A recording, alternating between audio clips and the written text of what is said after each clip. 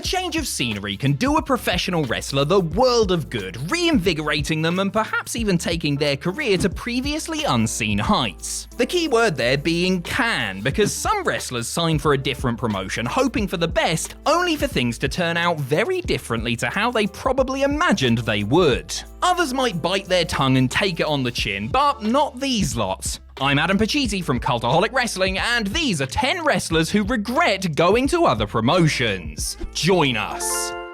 Number 10, Booker T. Burned out and worn down after years on the road working the relentless full-time WWE schedule, Booker T left the company in September of 2007. He, like many former WWE stars with name value, quickly found himself in TNA, emerging as the surprise partner of Sting at the Genesis pay-per-view that November. Attracted to the far lighter schedule and really believing that he could make a difference to the product, it took the former 5-time WCW champion all of about 2 weeks to decide, sod it, I'll just take this as a paid vacation instead. Booker almost immediately began phoning it in while accepting a salary, freely admitting that he was doing things just to entertain himself, as he believed that his power to really influence things on screen was practically non-existent due to circumstances outside of his control. In later years, Booker would say that he was ashamed of himself for doing some of the things he did while plying his trade in the Impact Zone. He may not have regretted exiting WWE, but his TNA experience was a massive disappointment to him personally and resulted in him losing his passion for the business he had once loved so much. Number 9, Ted DiBiase.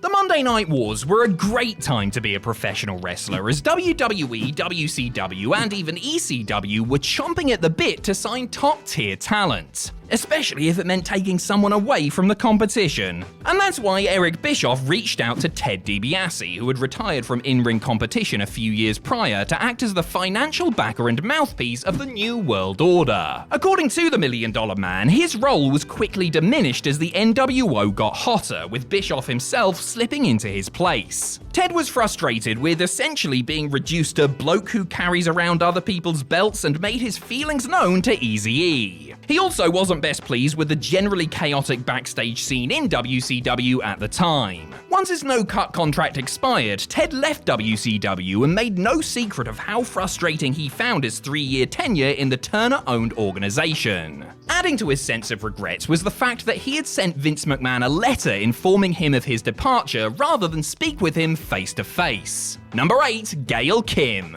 It's fair to say that Gail Kim wasn't used exceptionally well during her first WWE run. Outside of her winning the women's title in her Raw debut, you would struggle to think of anything else the talented but underutilized Kim did prior to her November 2004 release. Resurfacing in TNA, Kim set about showing the world exactly what she was capable of, in particular during her exceptional series of matches with Awesome Kong. Perhaps realizing they had made a mistake the first time, WWE came calling again, and Gail re-signed with the company in late 2008. So, did WWE right the wrongs from Kim's first run and let her show the world just how bloody good she was? No, they did not. The former Knockouts champion was involved a little more and lasted a little longer, yes, but her second stretch was exceptionally frustrating, so much so that Kim once voluntarily eliminated herself from a battle royal. Gail hasn't been shy in telling the world just how unhappy she was with her treatment and how glad she was to leave and return to TNA.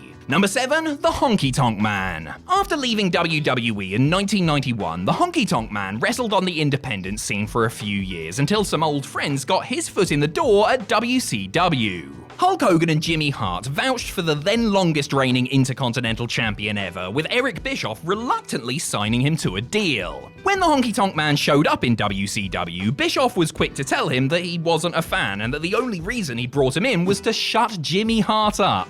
Ouch. The Elvis wannabe did pretty much nothing during his 4 months in WCW outside of a brief feud with Johnny B. Bad over the TV title. He was asked to put the champ over, something that didn't sit too well with the Honky Tonk Man, who promptly told Eric Bischoff that he wouldn't do any clean jobs on television. Duly informed that if that was the case he could leave right then and there, Wayne Farris took his boss up on the offer and shake, rattled and rolled out of the building.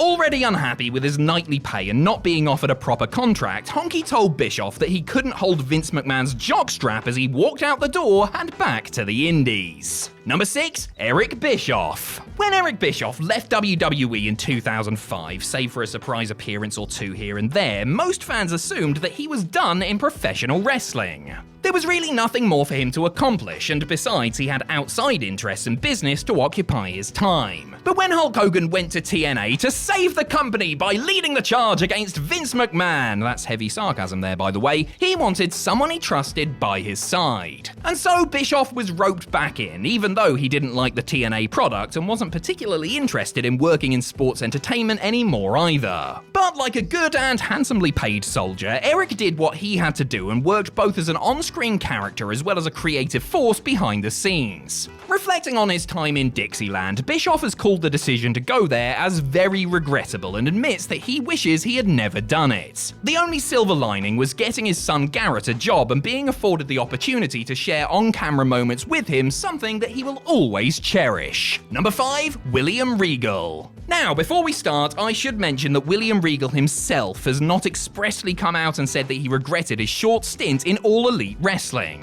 On the contrary, Regal on Twitter thanked Tony Khan and the crew and said he had a lovely time working with so many talented wrestlers and nice people. According to EC3, however, when the 2008 WWE King of the Ring went to AEW in March of 2022, he immediately regretted his decision due to an apparent maturity issue within management. Take it with a pinch of protein shake, maybe, but Regal did manage to negotiate an early out from his AEW contract less than a year after making his debut as an on-screen character in order to return to WWE. It also emerged long after the fact that the battling Brit may have had a locker room run-in with the ever-controversial CM Punk, something which can't have made him feel too comfortable backstage. Regal himself has said that his previous health issues played a part in his decision to request his release, as he realised that all he had left was time. I guess he just didn't want to spend his time there then. Number 4, Shane Douglas. Shane Douglas had been Shane Douglas across runs in WCW, WWE, WCW again, and then ECW from 1988 until he went back to WWE in 1995. With occupational gimmicks all the rage at the time, Shane was rechristened Dean Douglas and given the character of an evil college dean.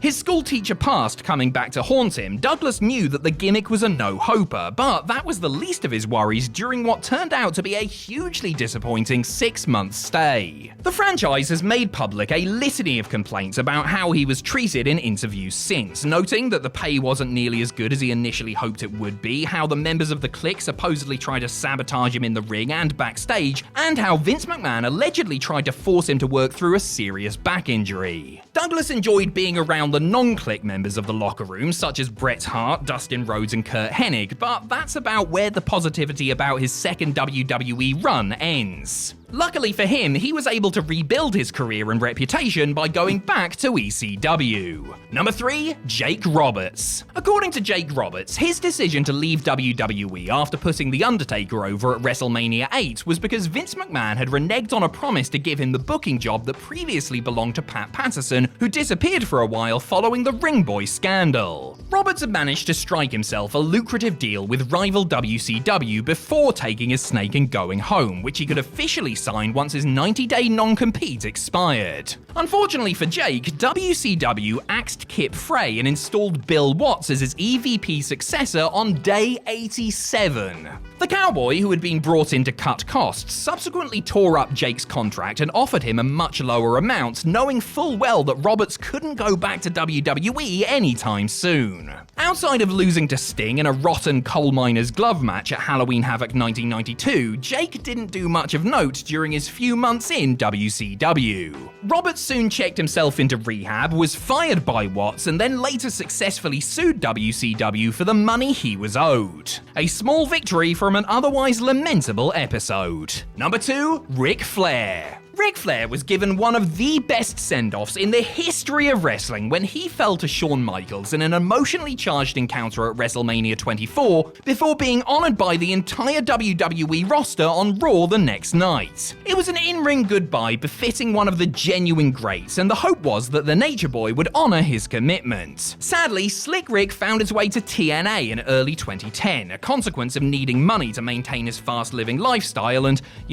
pay back the mountain of cash he owed various creditors too. All told, Flair wrestled a dozen matches within a little over a year for TNA, and, well, they weren't pretty. The dirtiest player in the game knew it too, and called ever signing for TNA the biggest regret in his career. And that's Ric Flair we're talking about here. He's had more than a couple of regrets. He enjoyed the camaraderie of the roster and the relatively easy money, but acknowledged it as a stain on his legacy and still feels bad for cheapening his WWE swan song with the Heartbreak Kid. Number 1. Bret Hart. In Bret Hart, WCW were getting arguably the hottest and most sympathetic wrestler in the business after the Hitman had been notoriously screwed out of losing the world title at the 1997 Survivor Series. Inexplicably, they fumbled the ball right out of the gate, and Bret's WCW career got off to a stuttering start, never to fully recover. Honestly, they had one of the best wrestlers in the world, a man who had been disgracefully booted out of the other promotion, handed to them on a silver platter, and they dropped the friggin' thing almost instantly. Not only was it a creatively dissatisfying 2 years for the excellence of execution, but his younger brother Owen tragically passed away while working for WWE, and Bret's own career essentially came to an end 7 months later when Goldberg kicked him in the head at Starrcade 99.